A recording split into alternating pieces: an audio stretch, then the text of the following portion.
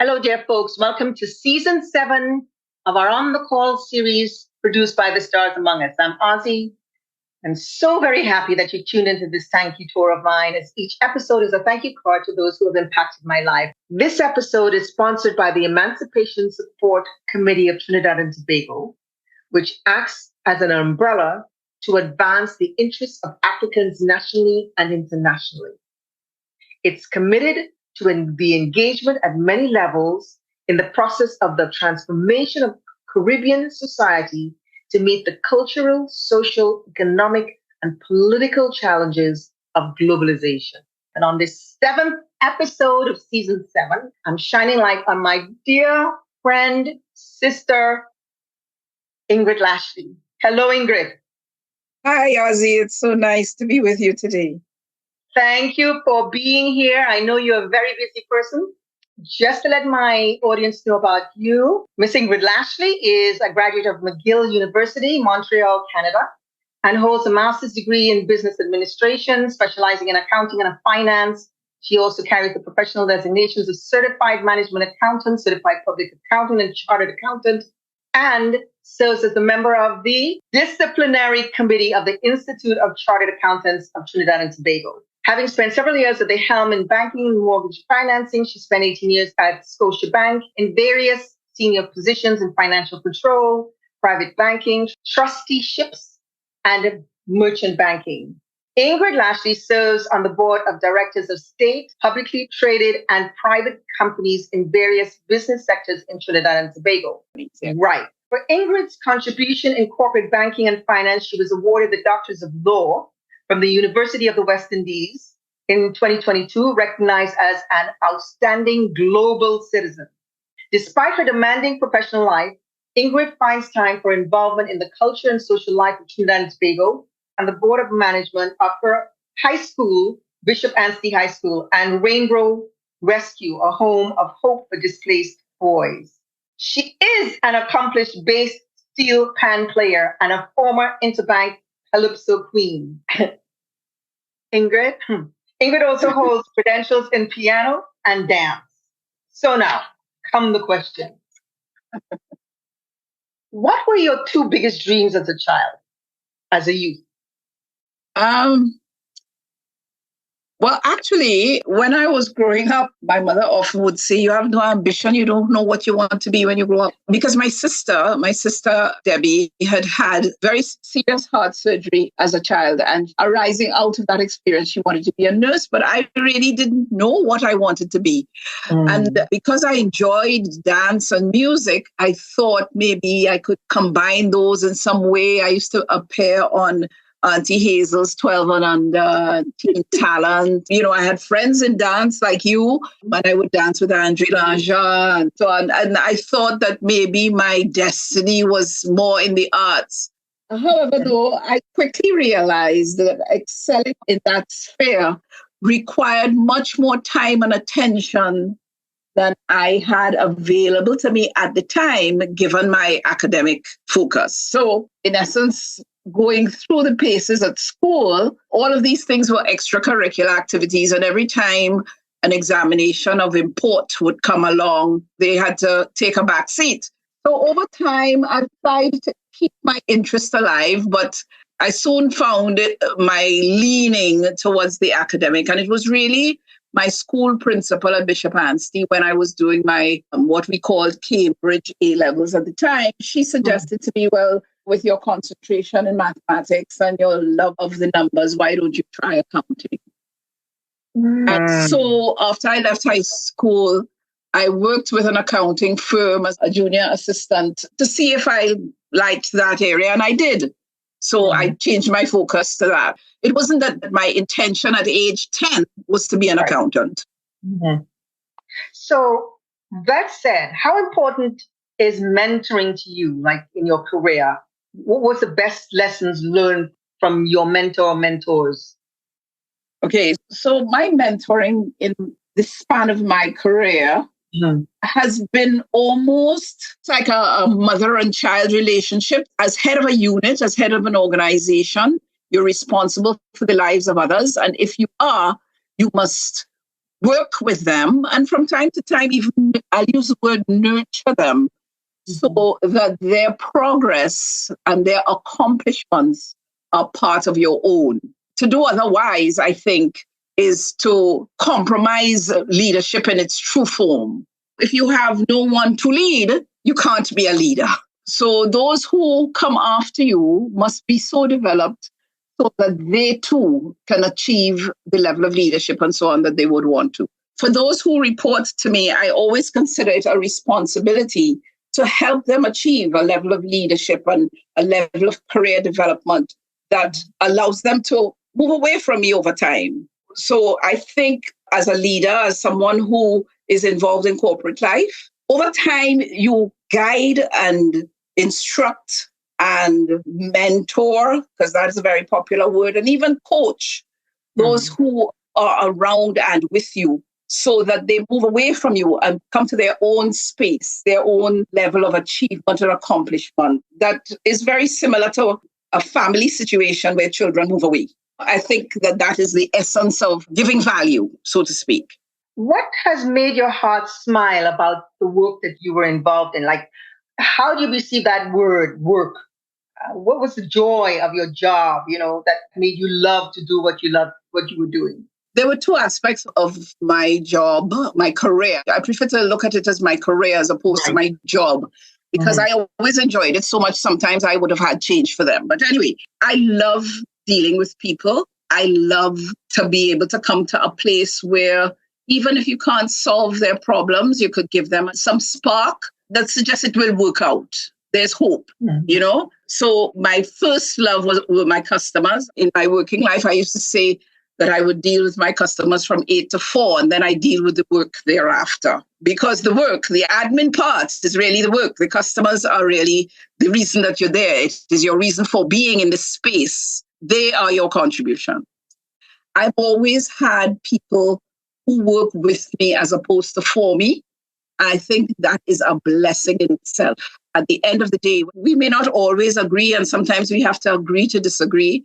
But at the end of it, I can say, for having retired from full employment recently, that most people who have crossed my path have been able to come back to me and say, we had a good time. We had a useful time, that we can remember the times, even the quarrels and the arguments and the buff, as they call it, that they were of value. I think that is so satisfying. A friend of mine told me that he went to visit my former company recently and saw my picture on one of the employees' desks.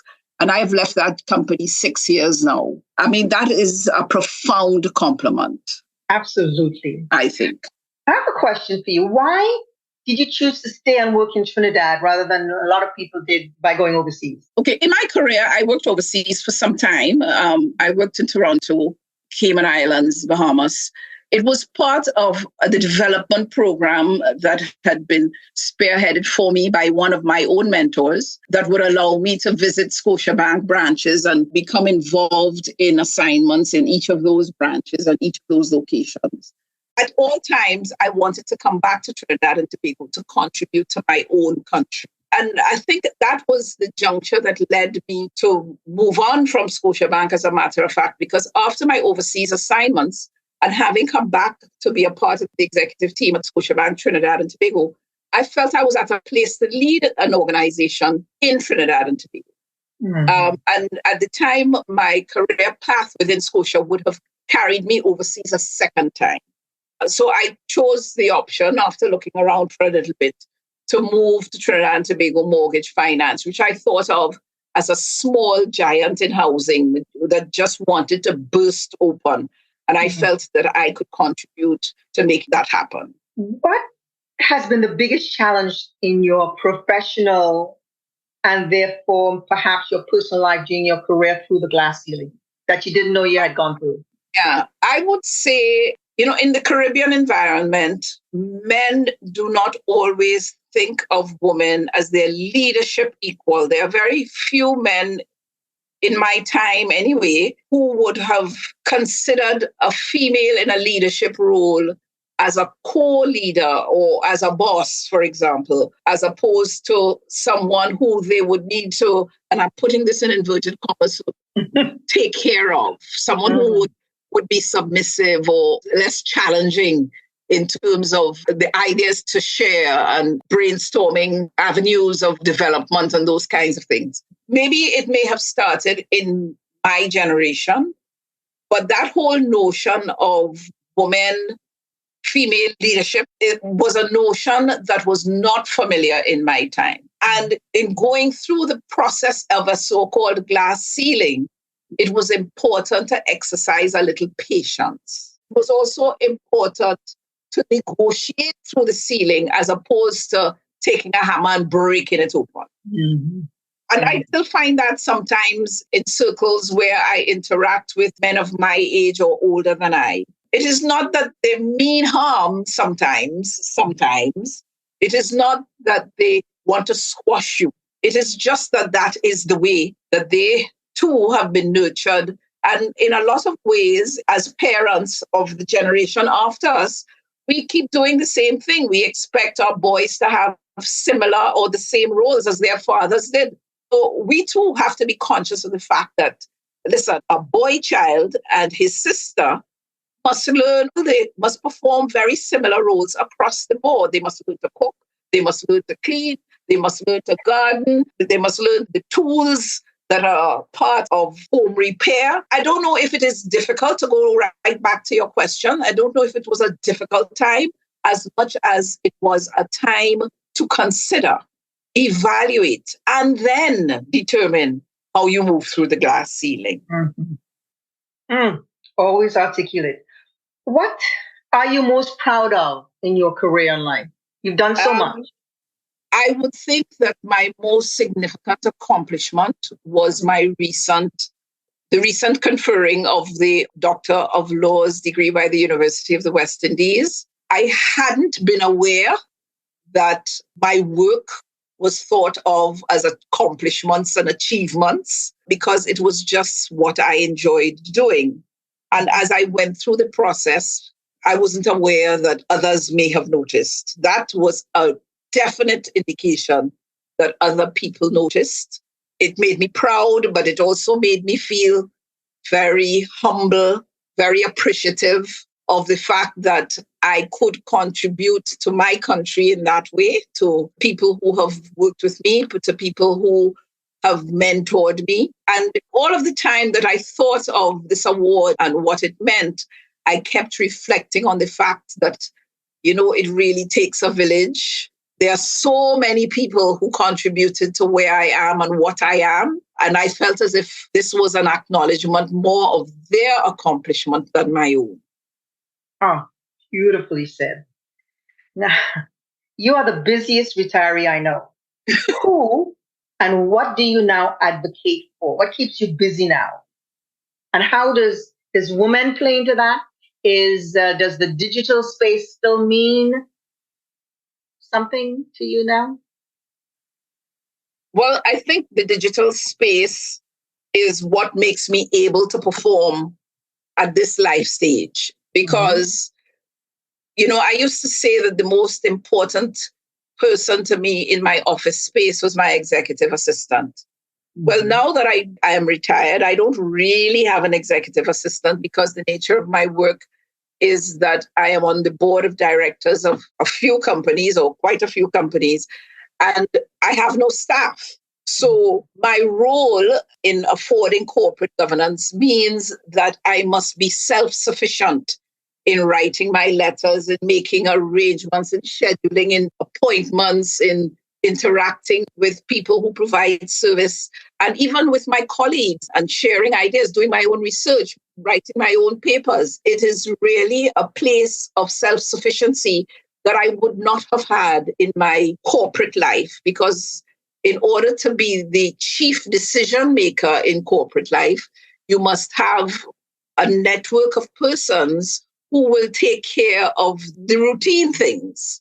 As a member of a board of directors and as a governance specialist, you have to be self-sufficient in order to be able to meet your obligations.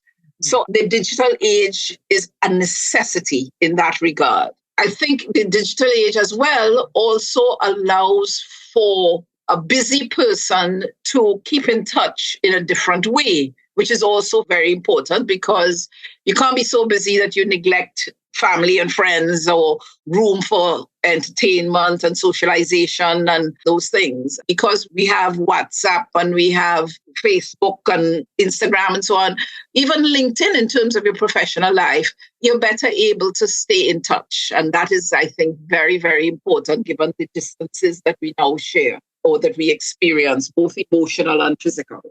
That said, do you have any regrets? Or let me ask you, what is your biggest regret if you do have one? I'm not sure that I have any regrets. But let me say that there are some things I may have done differently in terms as I went through my journey. But I am so satisfied with where I am now that I feel that it has evolved in God's space. It has evolved in God's time. And what He wanted for me is where I am now. So I wouldn't change anything that He has touched. So you have lived by the live, love, laughter idea. You've worked hard, you played hard, you've laughed hard. How do you feel about where you are now? I mean, you just said that you are very content with where you are now. Yes.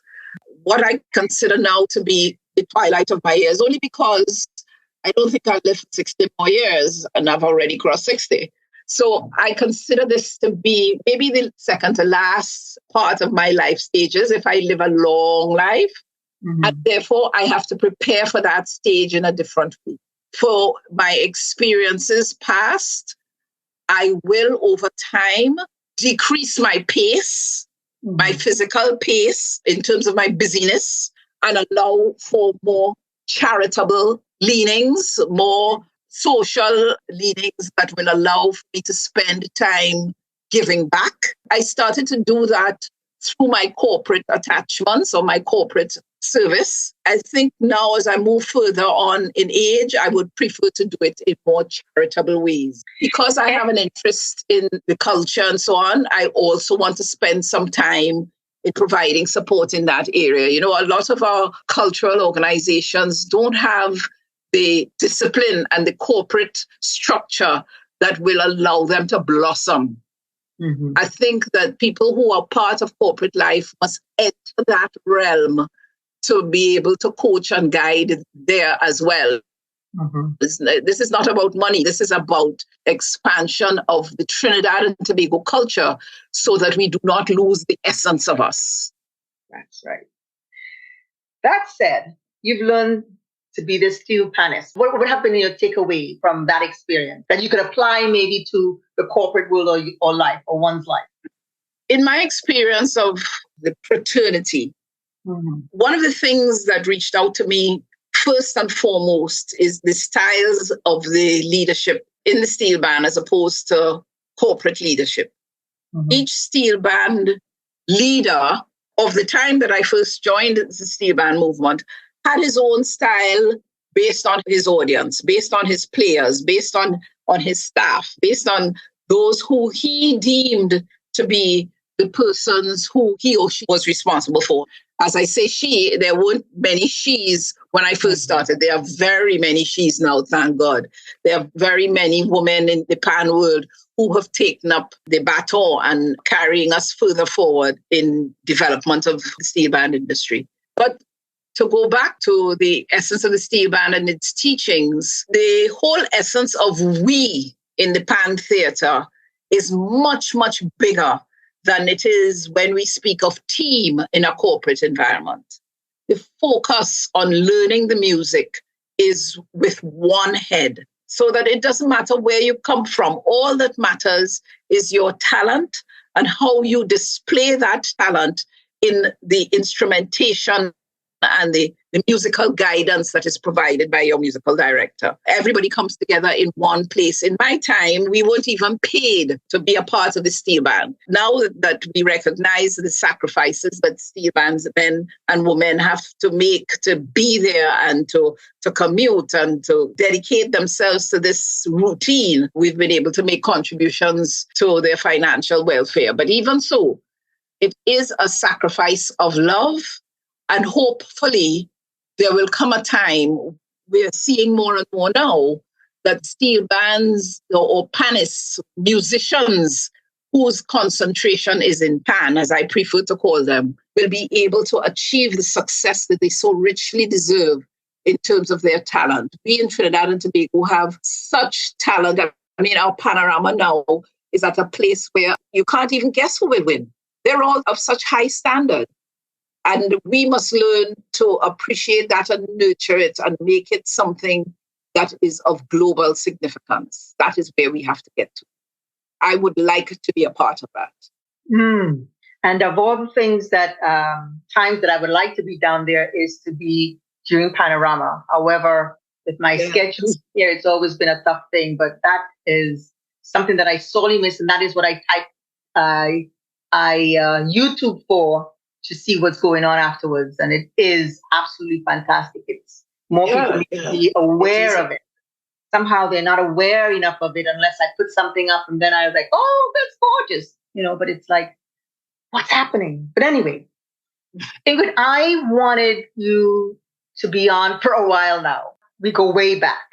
Yes, we do. And you've always been that big sister in my life. I've always looked up to you. There's always this, you have reached all these levels, but you've always maintained that space where it's comfortable to just to touch in or to touch on and feel welcome and loved and nurtured, even though we may not share a lot of things in that, whatever call it I make to you. But it's always the way that you greet, from the way that you greet me on the phone. It's many years now. And to have you in my life, to see all that you have become, this articulate, this success, to receive the doctors of law, to not even know, to do all that you've done within the country and for the country, and be seen and heard by those who have given you this wonderful gift. It just makes my heart so full for you. And again, I said, you're the busiest retiree that I know, and it is, and that's the case. So I always cherish that you pick up that phone or you call me back. I do. And whether I'm here or there, you make this space for me. And it's been, I'm getting verklempt here. With you, it brings back so many memories. And to be able to share space with you then and now means a whole lot to me.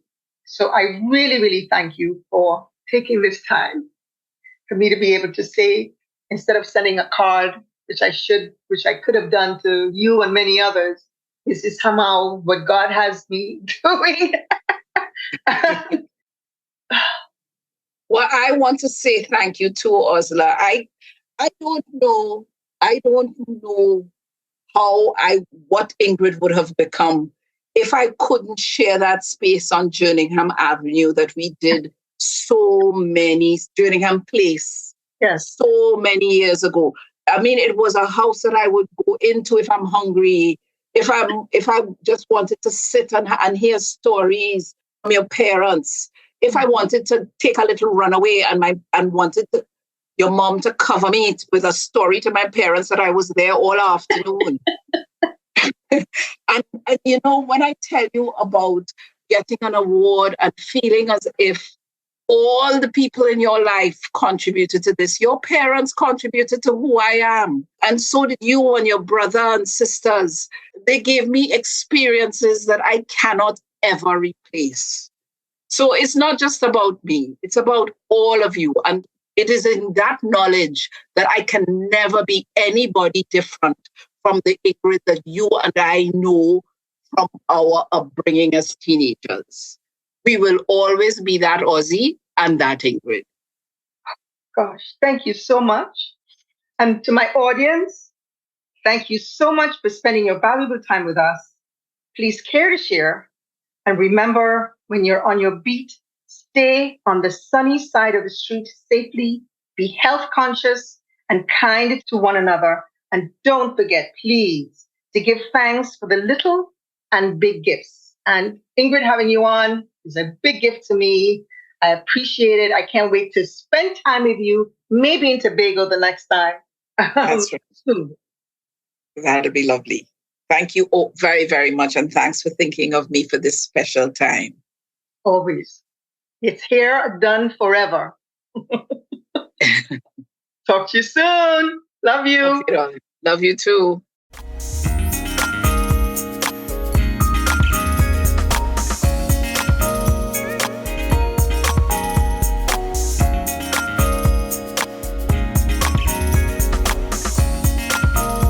Hey there at AussieStewart.com or supporting us at anchor.fm/AussieStewart. That's anchor.fm/AussieStewart. And don't forget to subscribe on our YouTube channel at Aussie Stewart. Yep. Leave a comment.